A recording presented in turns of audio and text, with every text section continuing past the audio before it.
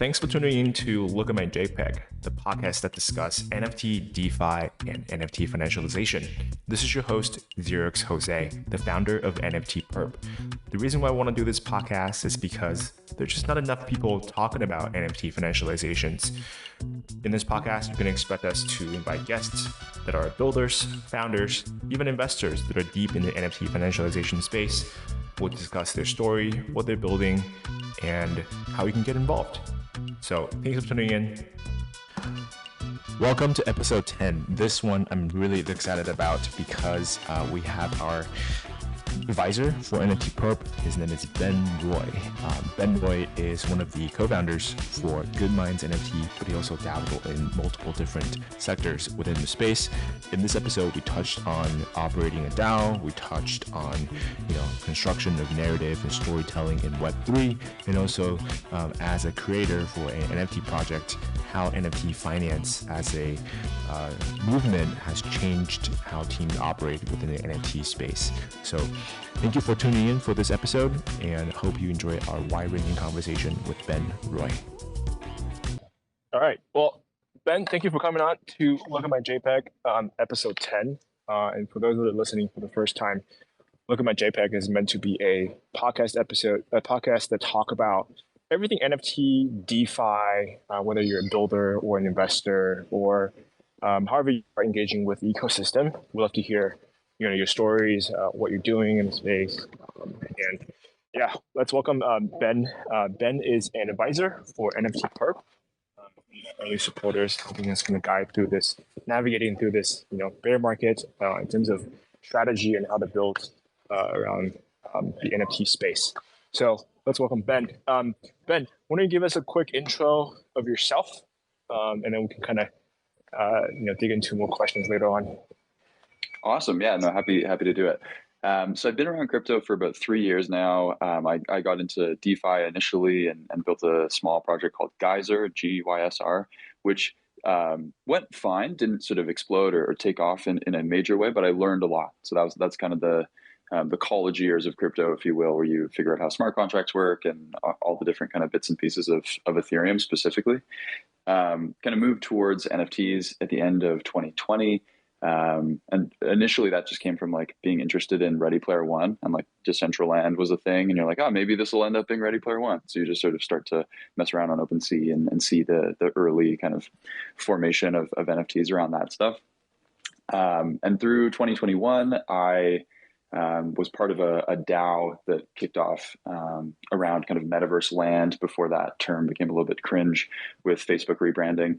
And that led me to work at Tribute Labs, which is this DAO operating company. So I ended up working on this metaverse related DAO and some other DAOs like Flamingo DAO and Bilao, some other sort of bigger crypto native DAOs in this industry. And from that perch, basically got to see a lot of the 2021 bull run, thinking through all sorts of things, whether it's like gaming or digital fashion or like this metaverse angle, lots of different kind of parts of the industry. And about, I want to say 4 or 5 months ago, I stepped back from that to start one of my own projects, this small NFT project called Good Minds, which intentionally is like an indie kind of art project, but we also use it as a bit of a test net for the NFT space in general. And so, we want to help other projects basically succeed by having like a friendly neighborhood PFP, if you will. And so, yeah, I've kind of tracked along, worked over the last few years wearing some of those different hats. Probably, have missed something I've done where I feel like crypto is such a fun industry because everyone is doing multiple things at the same time, it would seem. And yeah, have invested through that, started doing some angel investing this year. And that's been really fun. It's just being able to work with founders like you and see what we can build over the next couple of years. Yeah. Thank you for the quick introduction of your history in crypto. I think, I've come across Geyser actually a while back, and I think it was Ben Lakoff that kind of showed me the project. It was essentially this easy to deploy liquidity pool tooling for projects to essentially instead liquidity, right? Yeah, that's right. So Charged Particles actually still uses Geyser. It's a set of, effectively the way that I frame it is it's a set of developer tools where people who might want to focus on like the core proposition of their product don't want to have to deal with like token liquidity, incentives, NFT staking, all these different things. So it's kind of an audited, off the shelf set of solutions for people who want to be able to focus on kind of building whatever their core competency is, and sort of outsourcing a little bit of the tech stack to something that's like a trusted developer tool. So it's been around for almost 2 years. I actually think more than 2 years now, which in crypto terms is like a really long time, right? And so it's fun just to see it. It's had something like $1 billion of volume go through it, but the fee capture around that hasn't been very good. And so I think they're still building away. Good friends of mine who are on that team. But yeah, that's the kind of spiel there. Yeah, that's really interesting. And I think like whenever you contribute to a protocol and building something on the web, you pick up different deep understanding of how certain areas of crypto operate and what are the pros and cons, what are the needs in specific areas. And like, yeah, go ahead. Yeah, no, I just think like it's so interesting. I've been having this conversation with a few builders lately, and just saying like it's kind of like a bull market for social capital. Like having these great conversations with people who the industry's contracted, people who have stuck around or are typically here for the quote unquote right reasons. They're just like really interested and geeked out on this industry. And I think a lot of what I learned from Geyser is applicable to kind of this like current bear market, which is it seems like about half or more of any project is actually just storytelling and marketing, being able to like actually get the message out there versus like just having superior tech speak for itself. And so that was one of, I think, my main lessons with Geyser, which is like there's a lot of really strong technology there. They came up with a lot of new things at the time. And I've still worked on it for a long time over the last few years, but it wasn't a particularly strong like messaging or storytelling machine. And in crypto, obviously, like attention is king, right? And so it's just interesting to realize you always learn some of these things in hindsight. Yeah, a lot of things to unpack here. I think one of the things that we love to expand upon, double click on it, is around the idea of storytelling. Like, why do you think narrative storytelling is such an important thing? It's specifically in Web3.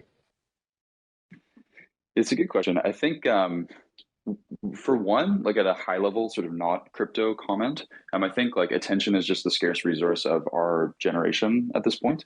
And so you look at, what clothing brands succeed, what actors or musicians happen to have like big platforms. A lot of it is people who can kind of do attention management, if you will, like hype pacing. How do you figure out how to continue to like attract and keep people's attention? I think crypto is mostly just an extreme scenario or like an extreme locale with the same features. And so like a lot of that's because everything's financialized. And if you can, gather someone's attention, all of a sudden, you're Bored Apes for a month and your project pumps, or maybe you're a speculator, an investor, and you see something like that and you're able to make a meaningful amount of money on it. So it's like two threads, basically. One, just like attention scarcity being like a main feature of our culture. And then on the crypto side, specifically, when that's like financialized or monetizable, it becomes even more kind of hyper intense. And so I think because that, is just the industry that we live in, and people are constantly looking for the next thing. And, Twitter's this endless stream of information around all sorts of projects and artists and protocols and, market movements and things. It becomes very hard because it's kind of like you're all in one stadium shouting at each other, trying to get people to care about your thing, like one giant job fair almost. That's like kind of how I think about it, right? And it's like, how do I get people to come to my booth? And so, yeah, in my mind anyway, I think there's a big component to just trying to figure out how to do something that's slightly different on the storytelling front. And storytelling I hold as like a fairly loose term. Like that could mean Twitter spaces like this. It could mean kind of like the more brand building, formal stuff. It could mean, this whole like concept of a director of vibes really is just an acknowledgement that, hey, attention really matters. And we want to have like people who can curate our culture in this way and gather and keep people's attention. But yeah, anyway, that's a spam of some thoughts on that. Yeah. No, I really like it. I think not a lot of people think about attention span and storytelling and narrative this way. And I think what comes to mind, who comes to mind when it comes to the term that you use just now, the director of vibes for a project? I think Andy from Tessera was the first person to kind of identify that this is, going to be a huge piece of crypto, and him hiring D's, whenever that was, maybe, a year and a half ago, seems to be like the first one that I'm aware of, which is just to say, like, Andy has this tweet. I should see if I can dig it up, and I'll pin it here in the space once I find it. But this idea that basically everything is a lifestyle brand at this point, even in crypto, and it's kind of making that observation. Like, if you're able to hire, let me just actually pin this quickly here. Yeah. Okay, let's see. Sure. Okay, so I pinned that. So Web3 companies are just reskin lifestyle brands that also make tech products, is the quote for people who are just listening. And it's interesting. It's an interesting observation just to say, like, really, again, we're in this world where everyone could be doing 100 million things. How you win is you sort of create a set of values or a culture that draws people in, and you can kind of collect attention in that way. And I think, one like practical way that it seems like, again, I don't know, maybe there is an example of someone who did this before then, but Andy hiring Ds and sort of having that culture curated in this way, I think was, a big kind of nod to how important this is. And then you see a bunch of other projects follow suit, and hire either like a director of vibes. It's an interesting term because you're sort of compiling someone who does social media, someone who's like a brand ambassador, someone who probably does a little bit of like business development stuff behind the scenes. Like, it's a synthetic role of things that have existed in Web 2, but at the same time, like, crypto is a quite unique little, subculture. And being able to kind of see that work really well, I think around Tessera led a lot of people. Thread guy got hired by Jenkins the Valet as director of vibes. You start to go down the list, right? And there are people who kind of direct their audience and their attention and their values toward a particular protocol in that way, and it becomes like an interesting thing to follow. Yeah, that's quite interesting. I think for those that are listening, you might be wondering, like, what does it have to do with NFT finance? But the reality is, like, if you think about it, like the tweet that you just pinned, Web3 companies are just, reskinned lifestyle brands that also make tech products. So as an NFT project, as a DeFi protocol, controlling the narrative and storytelling behind why you're doing the protocol and how you want to create culture, this creation is an incredibly important thing. And as a builder, if you don't realize this, you're not, your chance of success and winning goes a little bit lower because of that. Yeah, 100%. I think while I guess so far what we've talked about is maybe a little bit high level about kind of the attention economy or like crypto being a particular crazy version of that, and like culture and storytelling being important no matter what you do, I think it applies pretty much to anything, right? To whether you're an artist, if you are following the NFT space, I'm sure you have like a favorite artist or two, or someone who you might know. A lot of the way that those people succeed is like grabbing attention.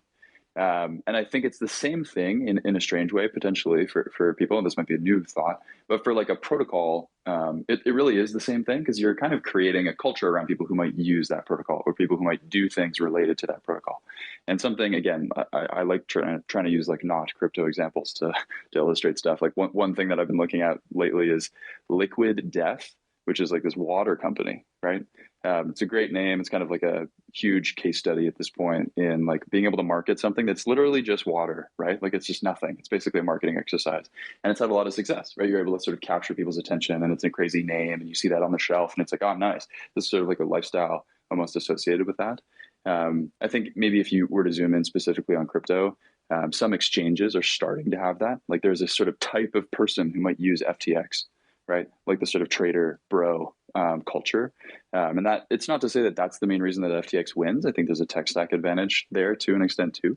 But in small ways, I think you're starting to realize even like a crypto product, like a nftperp platform, comes down in part to culture, not just the tech stack.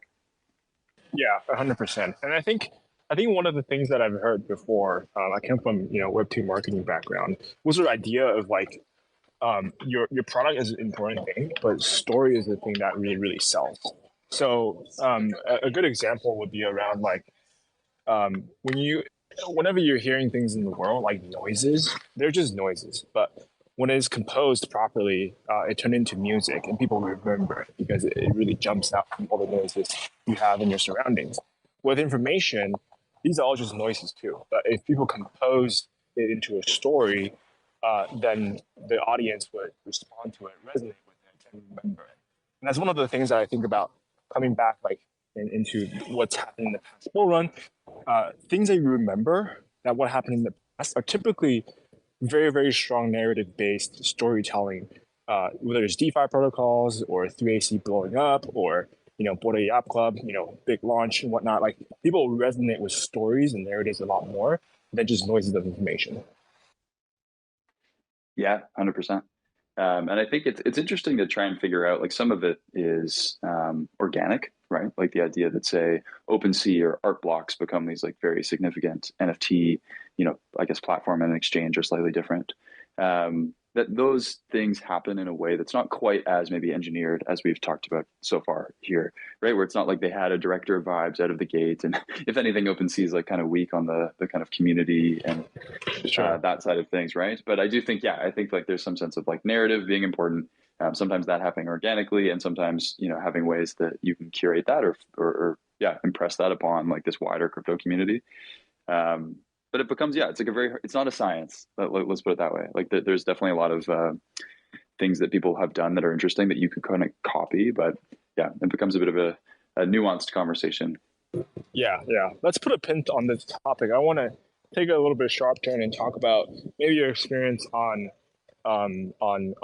Tribute Labs dealing with DAOs, what you've learned. Because if I look back into the last 3-4 years, like DeFi was a strong narrative around 2019, 2020, and then the idea of DAOs really took over.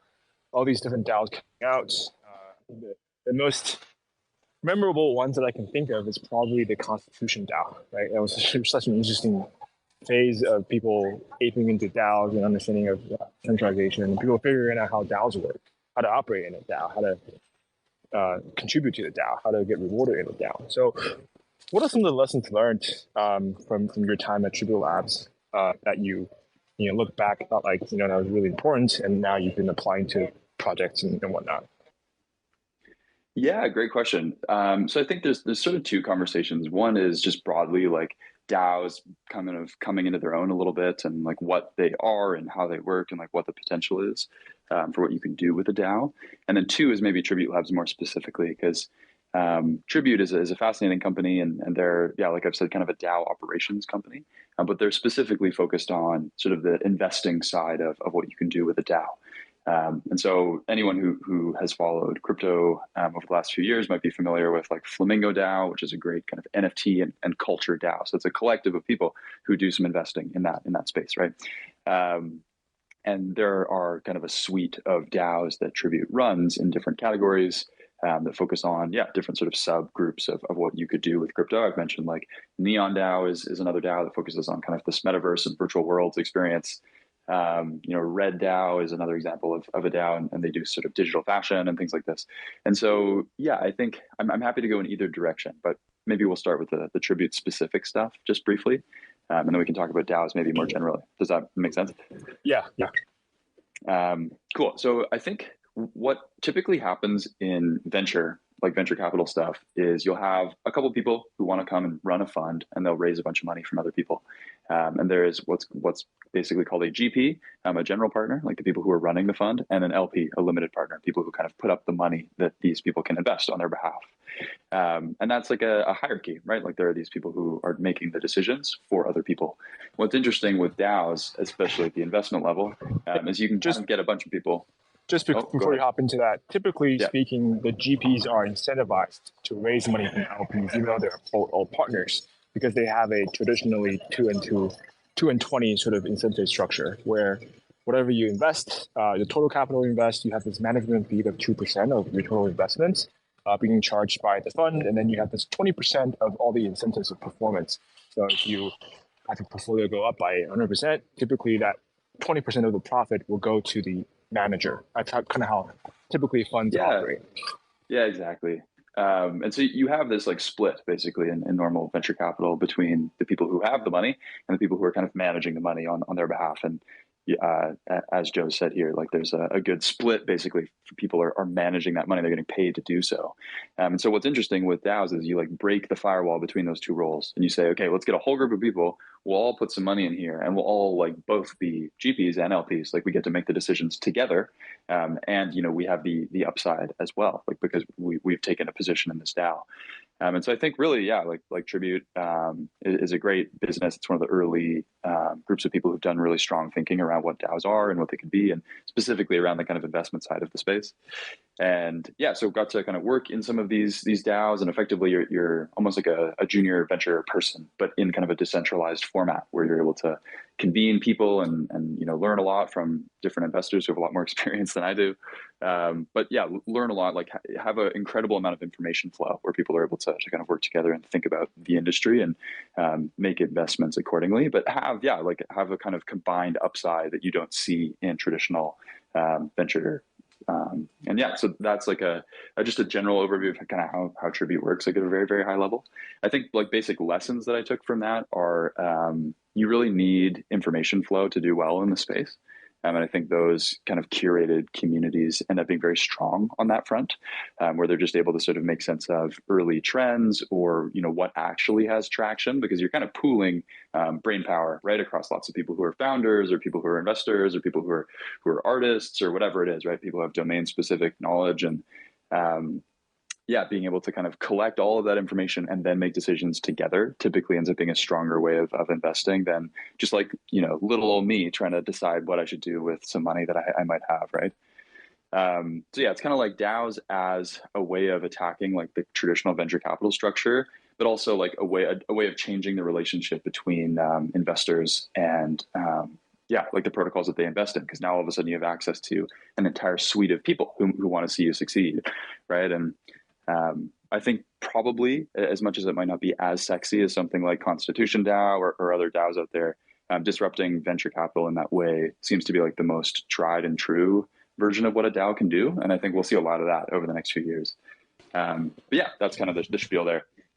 Yeah, thank you. Do you see this sort of like structuring of DAOs being applicable, or seen a good DAO operation in the DeFi space, or even just like a very, very narrow NFT DeFi space? Yeah, I mean, like if I really zoom out, it kind of depends what you mean by DAO, right? Like you have DeFi DAOs that, I don't know, where like token holders can vote on governance issues. Something like compound governance, I guess, would be kind of the first example of this. Usually that ends up being kind of just like governance theater or like DAO theater. Like there are people who are, big investors or angels or like people who are activists around whatever, protocol we're talking about. And they really end up making the decisions because the supply isn't really that distributed. And so like theoretically, there's a decentralized, governance process. And while that may be technically true, it doesn't really act as like actual decentralization. It's mostly, like I've said, sort of DAO theater. So while like these DeFi protocols tend to, work, there's not a huge amount of engagement. People don't really care that much. And the kind of constituents who do end up kind of running the show. So I would say, I mean, that's like maybe a bit of a intense critique of DeFi DAOs, but I'm just being real. I don't think most of these protocols like have that strong of an actual decentralized nature. I do think it's possible over time that we see more of it. But yeah, it's kind of like those are in a category of their own versus like sort of private investment DAOs where it's a bit more of just a structural tweak, but effectively you're still like running a company. And then there's sort of DAOs like Constitution DAO or anything that's maybe a little bit more subject specific versus the DeFi side of things. Yeah, for sure. I think NFT, like I'm incredibly interested in how DAO structure is and whatnot. Like for nftperp, we want to have some components of the protocol that's decided by the DAO, which are the token holders. We've actually put up our first governance proposals today for people to vote specifically on our paper trading competition rewards. And it's a first iteration of how decentralized decision making looks like in a community.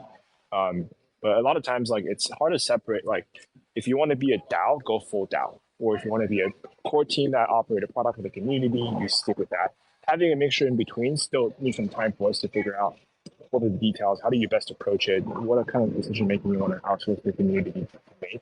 There's still kind of a working for a lot of teams, and ourselves included. Yeah, no, I think generally speaking, there's like a range, like you're saying, of what a DAO is, right? And it's like a decentralized autonomous organization. You're like, there's nothing really autonomous about any of these things. So let's just call them like decentralized organizations. You're going to have, organizations that are mostly controlled by just a few people. And you're going to have like a full, like flat internet native community of people who don't know how to coordinate really. Like it's very hard to actually accomplish things, and everything in between, right? And so it's like one question for how you might do this with nftperp. It could be a little bit different than what has come before, but I do think like early product tends to be just easier to build when you have a bit more centralized control early on. And I think even like the decentralized maxis, if you will, like a lot of the Aave or Compound or like synthetics or like early DeFi people still took the time early on, right, to say like, hey, we want to get some stuff right here, and we're going to like listen to our community for sure and take in a lot of feedback. But there are kind of getting your ducks in a row, right? Like you need to be able to build some of the structures. And then I think it's so much of like everything is incremental, right? Like how do you invite the community in, like for this, right, to do a trading competition or to kind of weigh in some way and to feel like their voices are heard and for that to matter, but not to like fully give up control until there is some level of like concrete structure and community formation, right? These things take a little bit of time. Yeah, definitely. One project that comes to mind has done a lot of centralization work in form of a DAO while being in NFT finance is BendDAO. They have a lot of proposals going on, a lot of decision making, even around like hiring consultancy services like bankless services. They go through decision making through DAO, and with that you have to have a level of structuring, have a good level of distribution of tokens for that to really work. But yeah, thank you for kind of giving us your thoughts on DAOs. I wanted to also kind of hop on to the next thing you mentioned early on about your launching of the NFT collection, Good Minds. Tell us a little bit about Good Minds. Why in our previous conversations before this space, we talked about how Good Minds is sort of a testnet collection for a lot of different up and coming NFT finance protocols. Tell us about your thoughts on that. What are Good Minds, and how did you guys start it? Yeah, totally.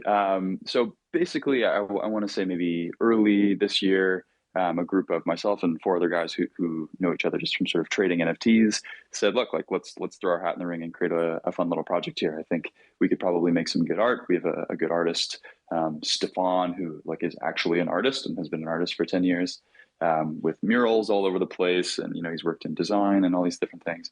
And wouldn't that be cool? And we said, okay, well, like, how do you do something that's actually like helpful or meaningful beyond just sort of like YOLOing a quick NFT project and throwing out a mint? And we thought, why don't we try and position this as something that is like finished on arrival, like is interesting as a kind of art project. Maybe it's like something that's quite accessible for people. It's good art.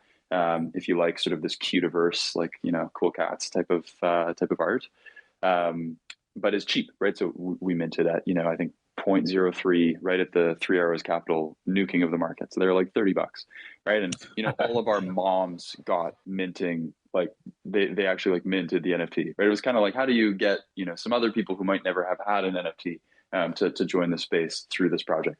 So kind of layer one is like, let's make some fun art and like let's make it accessible for people so that they can kind of learn and join crypto in this way.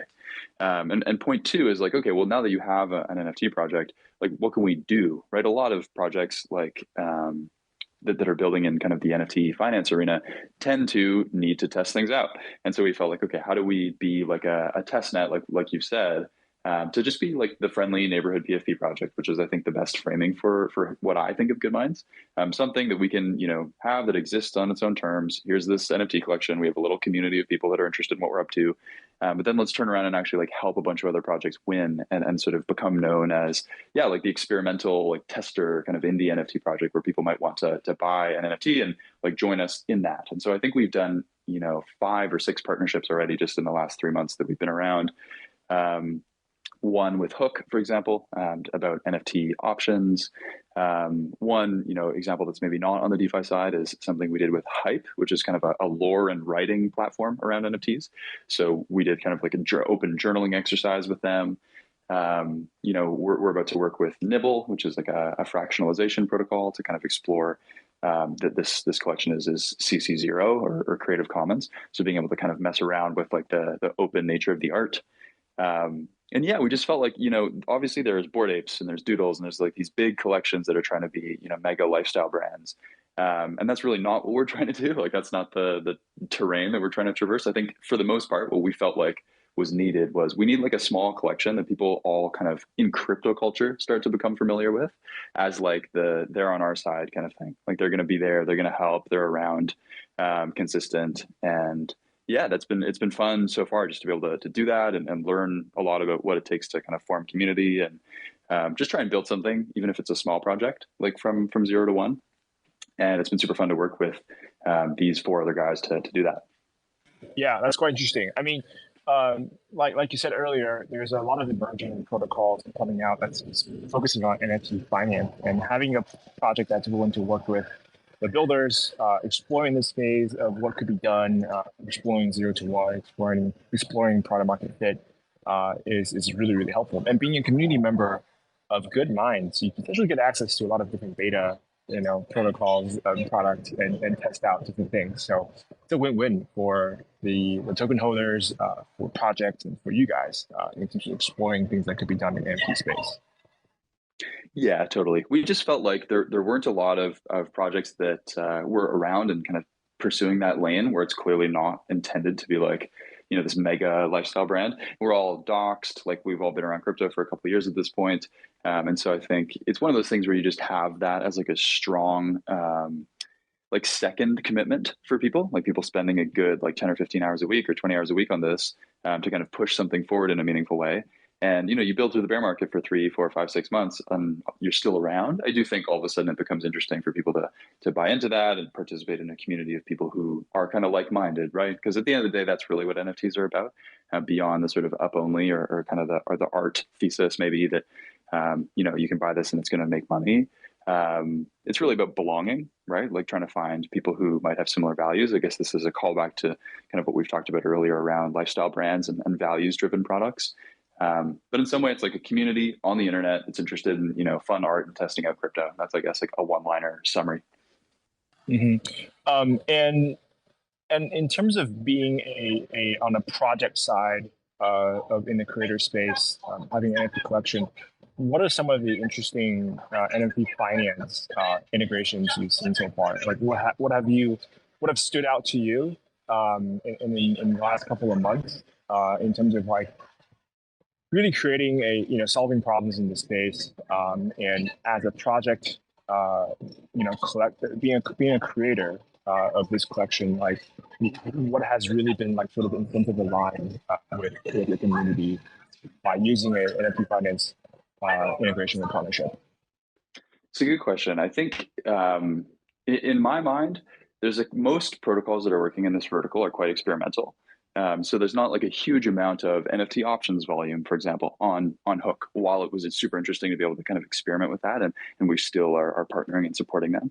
That might take a bit of time, right, for people to mature as market participants to the extent that they actually want to trade like options or some more like sophisticated financial instrument on these JPEGs. The main thing that I think, I'll give you 2 answers really to your question. One, the main thing that I think really has traction and adoption is NFT lending. And I think like Niftify or NFTFi is probably the leader there. We haven't personally used that, so I can't really, I guess, answer your question in that way as like a partnership. But I do think just at a high level, if you think about NFT finance as kind of a category, observation 1 is most stuff is pretty like experimental at this point. And so it's been fun to partner with people like Hook. But it's kind of like smaller volume at this point. Point 2 is I think really the one thing that has some product market fit is NFT lending, and we've seen that with stuff like Niftify and I guess like the peer-to-pool model with BenDAO as well. But in terms of like what we have actually used that we've found meaningful and has like helped our project and our community has been super excited about is just NFTX and SudoSwap liquidity. And so what's interesting is like you can look at this from the pure financialization point of view and say, cool, like there's liquidity for Good Minds on both of these, decentralized exchanges, and I can, buy or dump my NFT based on whatever, market sentiment is and however I want to trade. And that in and of itself is definitely interesting. Kind of the point 2 though is you allow a way of trading in one NFT for another in a way where it's kind of like you're trading cards back in elementary school, where you're like, okay, well, like I'm into these Good Minds. And I can now, go to SudoSwap effectively and sell one and buy another one that I actually like more. And that like feature has been super interesting for our community. We've actually had some relatively, like for the size of our project, relatively meaningful volume of people kind of trading back and forth in that way. And so, yeah, I think, you know, that's probably off the top of my head the thing that has been most exciting for us in the NFT finance space. And I do think we're kind of exploring this conversation around like royalties and potentially having zero royalties and being able to hold your own project and like sit on an LP position that slowly grows over time, depending on, you know, people's like trading volume, aligns you in an interesting way with kind of your community. And so that's another sort of feature, I guess, of these decentralized exchanges that's interesting and potentially useful for us. Yeah, so it seems like the theme is centered around liquidity. In whether it is lending and borrowing, you have it comes down to liquidity, right? Like if I don't want to sell my NFT because I love my Good Minds and I want to get some, you know, cash flow right now, can I put this up as a collateral and get access to liquidity? And number two is also around liquidity because of the idea of being able to swap easily on SudoSwap. The question that I always have, and I'm also curious on as a creator, how do you think about inventory? And by inventory, I mean this. Typically speaking, as a DeFi protocol or whatever you have, as a fungible token project, you don't always have 100% of your Good Minds or your tokens, distributed entirely to the community. You typically have perhaps in the beginning phase 10%, 20%, and there's a good amount of liquidity gets held by the project or as a DAO or whatever it is being allocated to. And typically speaking, a project would work with a market maker that provides liquidity on either centralized exchanges or sometimes in the pool 2 situation on decentralized exchanges, so that those that want to come in to the project and get exposure, they can come in easily without moving the price too much. Or for those that want to exit, perhaps can exit easily. And a lot of times these market makers work with projects treasury and have an allocation specifically for price discovery and for better entry and exits. As a NFT project, I think most creators don't really think about the idea of inventory and liquidity. I think that's because of two reasons. Number one, people think about, this is my art, I'm selling it, this is a product, and therefore price discussion is not really my priority, and therefore liquidity is not prioritized.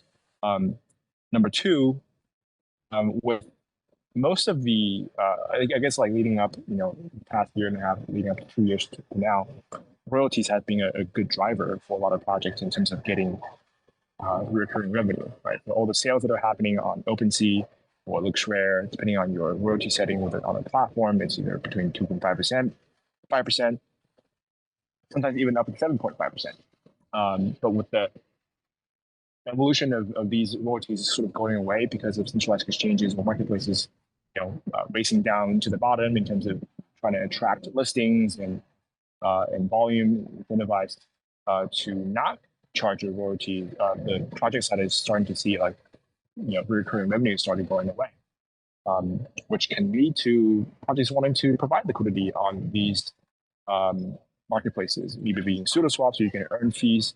What are your thoughts on liquidity in general? Yeah, it's a tricky question. I think there's kind of like a general maybe question around liquidity, and then royalties maybe are like a bit of a sub conversation. I think on the liquidity front, it depends on the size of the project, right? And admittedly, Good Minds is kind of a smaller project at this point. And so there's not a huge amount of volume or like people entering and exiting like major positions in Good Minds NFTs, right? And so for us, like we use NFTX and SudoSwap.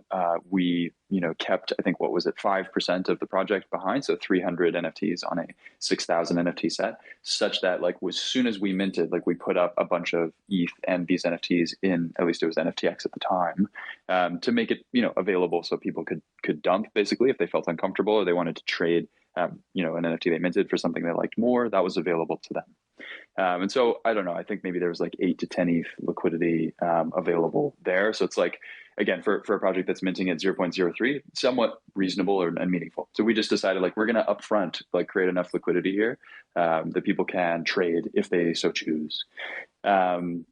And so for us, we've over time, we've also sort of bought back some of our NFTs to continue to facilitate that.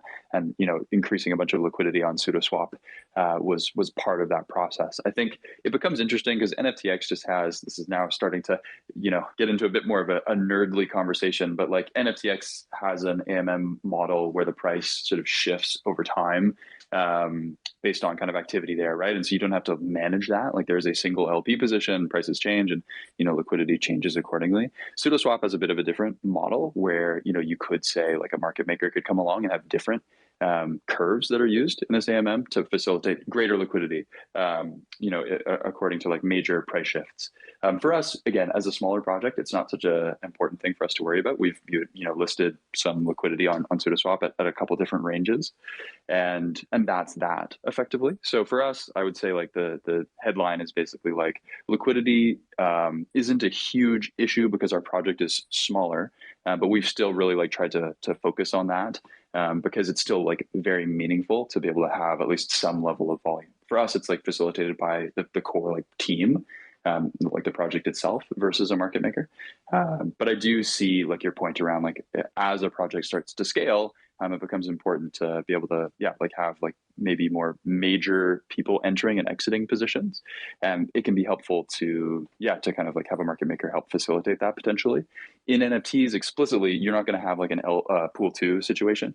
There's not a native token. I mean, there really is only a single native token for us, the NFTs themselves.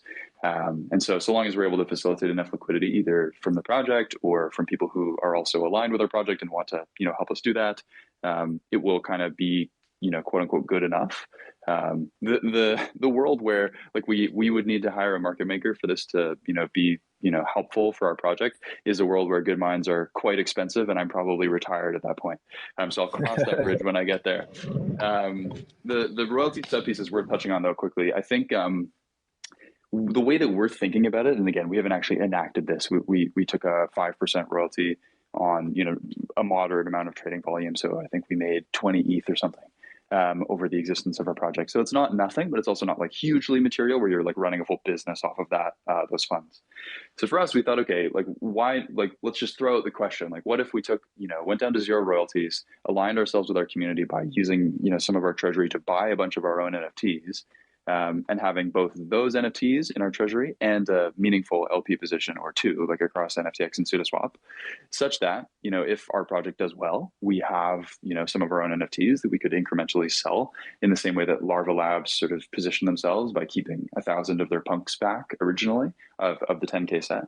But in addition to that, like if there is trading over these, decentralized pools like NFTX and SudoSwap, we're going to pick up a small fee on that over time as well. And so it remains to be seen whether like you could generate like meaningful capital that way. There aren't too many projects that have done this that have gone on and become like a top 20, top 30 tier project. And so it's kind of like you're building the bridge as you walk on it. For us, we figure like it may be worth experimenting with that. And, you put in another 3 to 6 months of work on it. And potentially the price goes up in that time, or people, start to say, hey, this thing's been around for almost a year. Like we're going to, buy some and we have some conviction. Then we'll have to see, like, did the runway run out? Do we still have money? Did the fees work? They're kind of unproven concepts really. And that's why it's an interesting conversation. Yeah, definitely. And I think I can confidently say you're probably at the top 5% or even, 1% of NFT projects actually think about this and have taken action on the royalties and liquidity side of things in terms of being able to provide LP, which I think as a community member in Good Mind, I'm sure they're pretty happy in terms of how things are designed from the get-go. We just wanted to do it right. That's like the headline where you're like, it wasn't a flashy project, but the thinking was like, what if we actually made some sweet art with a good artist? What if we like actually gave some money to meaningful charities in like the local places we're from? What if, you could have like a project that got used as a test experience, like a test net to help other projects win? What if we actually like were thoughtful about royalties and liquidity? What if you do some of these things that you would want to see in projects that you've invested in, and then just actually do that? And so like, I think we've had a reasonably good, experience with that, though it's a bear market and it's a sort of a smaller community and things like that, but it's been meaningful regardless. Anyway, we can close that up. I know you had something else you wanted to say. I do love the art of Good Minds, if anything else. So I wanted to take also a moment, just kind of like talk about your role at NFT Perp, like how it's been helping us, and what do you think the bull case for NFT Perp is? Like, I think we've done 10 episodes up to this point. This is the 10th Look at My JPEG episode, and we'll be focusing a lot on other projects of doing interesting stuff in NFT finance space. I haven't really had the time to actually talk about NFT Perp real quick. So shameless show for the listeners that are listening to this episode, but love for you to, as in, kind of a semi-outsider, but you're also on the team as an advisor. What made you want to support us with NFT Perp, and what are your bull case arguments for NFT Perp? Yeah, great question. I'm happy to talk about this. I think the high level answer is I think NFT perps offer like a more interesting way to engage with NFTs at a small, like fractional or small scale than fractionalization. And they offer like a more efficient way of trading NFTs than actually like buying the underlying NFTs themselves, a la something like OpenSea or like an exchange like we've talked about, SudoSwap or NFTX.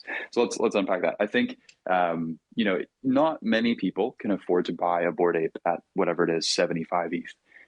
It's like a very material amount of money. And so you're going to want to trade sort of smaller size typically. I think NFT like perpetuals basically allow people to take positions, like to express an opinion on the market at whatever size that they would like. And so being able to trade like even 100th of a Bored Ape, if you're a college kid, and that's kind of like your whole stack, that's just interesting to me. Basically, the financialization of culture, being able to trade memes or stories, like we were kind of beginning this conversation with narrative and storytelling and how important that is. Like being able to identify what is going on the internet in culture and being able to trade that at a size that you think, or let me rephrase, at a size that you are able to afford is super interesting to me.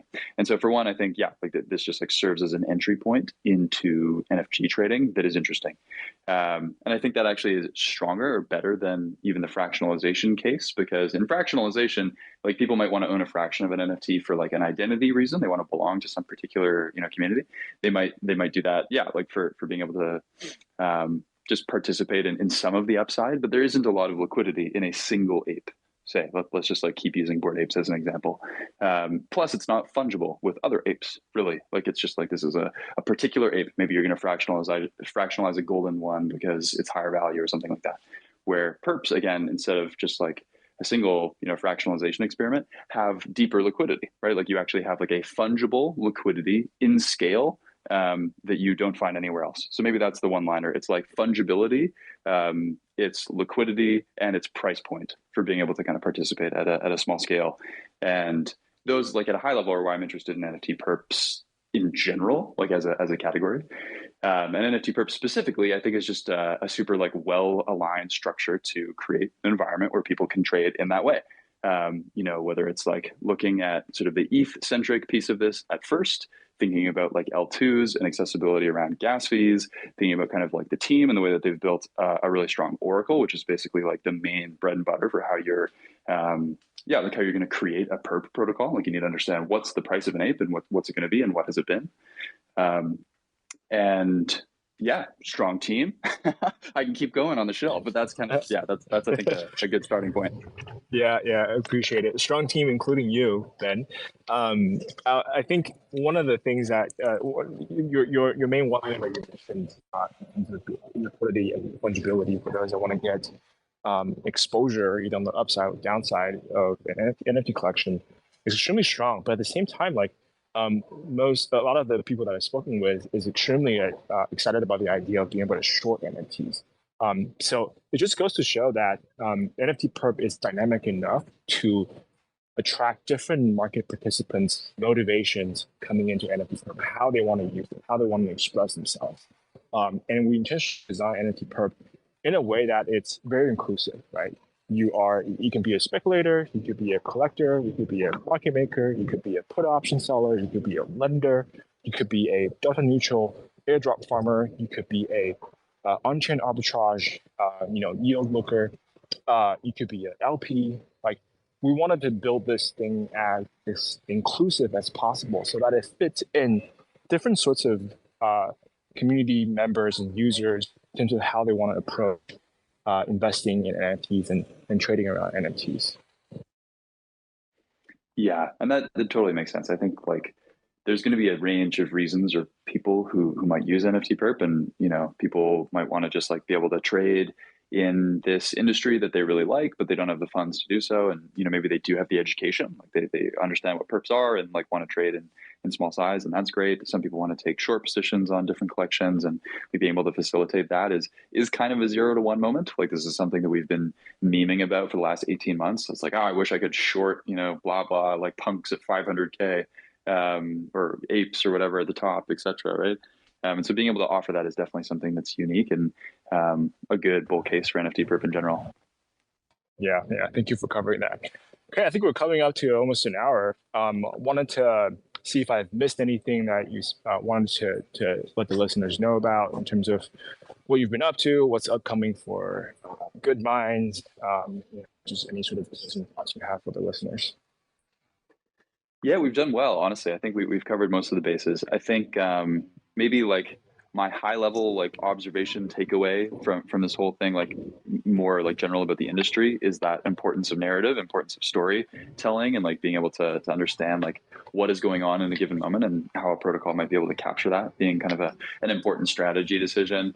I think I've given the bull case for NFT perp. I think it's something super worth following and kind of experimenting with, following along these trading competitions. And so on. I think I'm just bullish. I think my end note might be that I am bullish on NFT financialization in general.